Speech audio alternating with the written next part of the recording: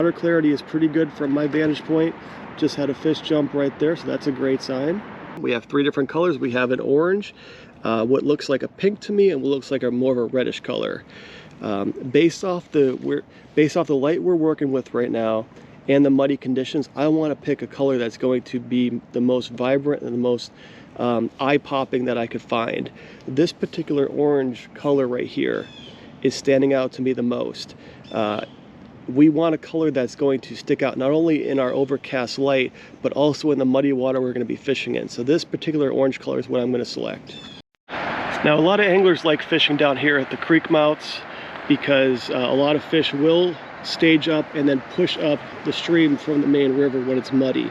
However, these mouths almost always are covered in mud. They have muddy bottoms with leaves on them, and the steelhead don't really like hanging around here too much. Instead, they're going to want to try to push further upstream, and the further upstream we go, we're going to find more current and a little bit better gravel bottoms, which the steelhead will down this little hole. We're about 100 yards upstream from the main mouth of the river. This particular hole appears to be about 2 feet deep on the far bank. We are going to stand right here on this gravel bottom. Right here looks like it's about a ½ foot deep. I'm going to stand there, I'm going to cast right up to about here and let my worm trace right down along the inside part of that seam and then also along the outside part of that seam and just see if we can get any steelhead that may be congregating in that area. Now the water up here is still a little bit stained and that's to be expected with the amount of mud and rainfall we've had recently. However, the water clarity is pretty good from my vantage point. Just had a fish jump right there, so that's a great sign. Let's go ahead and give this a shot. Again, the steelhead that we just saw on film jumped right about here. So I'm hoping that if I stand off a little bit further, I won't scare it away.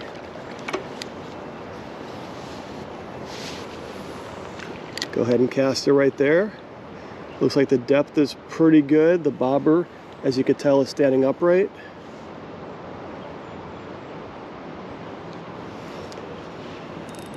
Drag is good.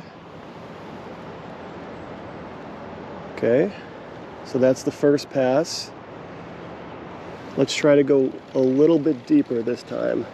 So the jig, the float stood upright, which means it's not dragging bottom yet. We want to get our float a little bit higher. So this way we want our bait to be at bottom but not quite there. I think it's a little bit too far off the bottom at this point in time. Let's go ahead and make another cast. All right, so there, it's too shallow right there. I'm going to cast a little bit further out because it does look like it's a little bit deeper, closer to the bank over there. Right there. So it looks like it is deeper over there. The bobber looks like it's still standing up straight, so that's good. It means the jig should be directly beneath it. I found another spot right here. This particular run starts right about here and goes right down to about there.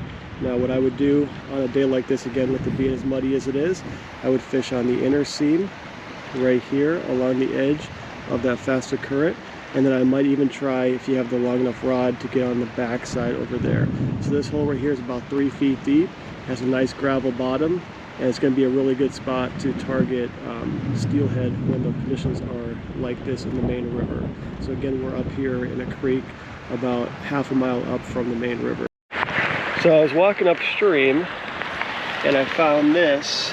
So somebody obviously got lucky and caught themselves a nice hen that was about to spawn. It's a shame she didn't get to drop her eggs, but that's a good sign. That means that this spot right here at least had one fish in it today that got caught out. This right here is a beautiful, beautiful steelhead location.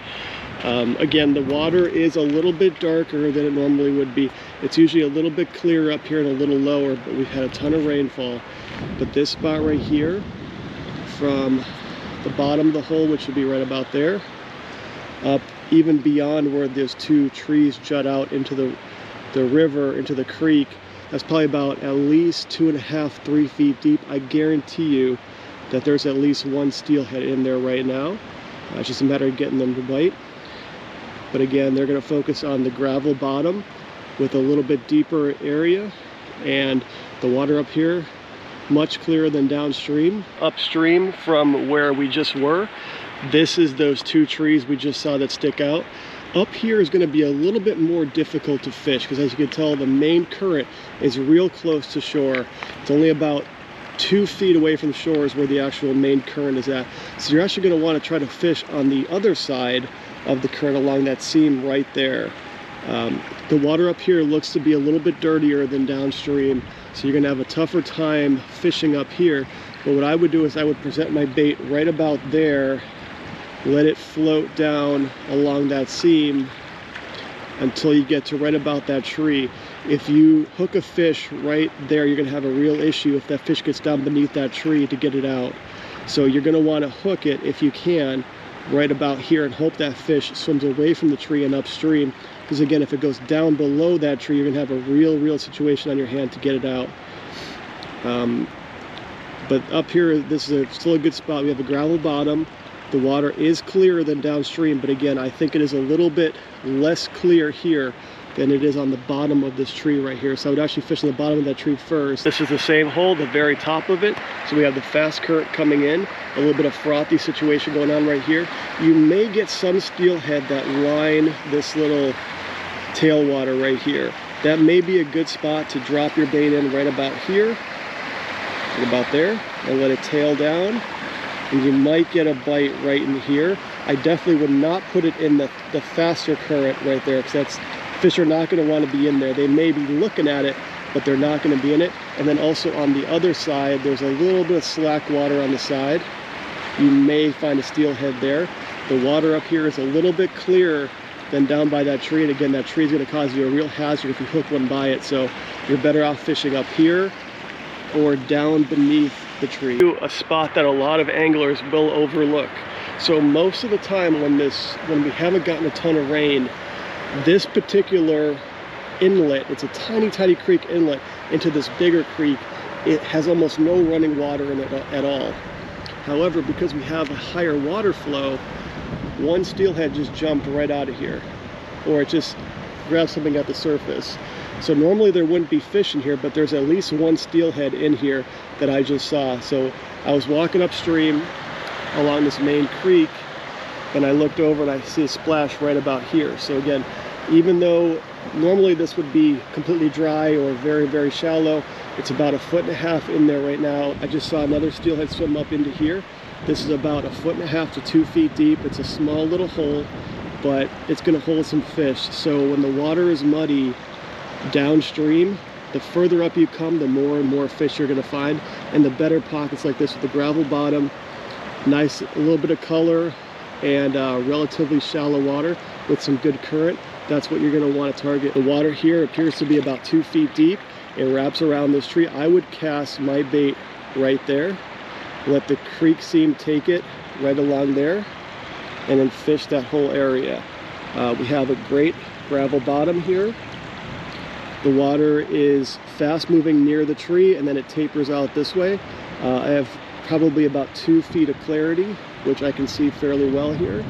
And again, you can start getting into more muted colors and not so much the bright colors up here. The bright colors will still work, but I think the muted colors actually may be a better option for you up here because the fish can actually see pretty well. So again, most of the fish are going to pour out of that main body of water, the main river that's super muddy, and we're less than a half mile upstream and we've already hit water that has 2, maybe even more feet of visibility with a great gravel bottom and some great current.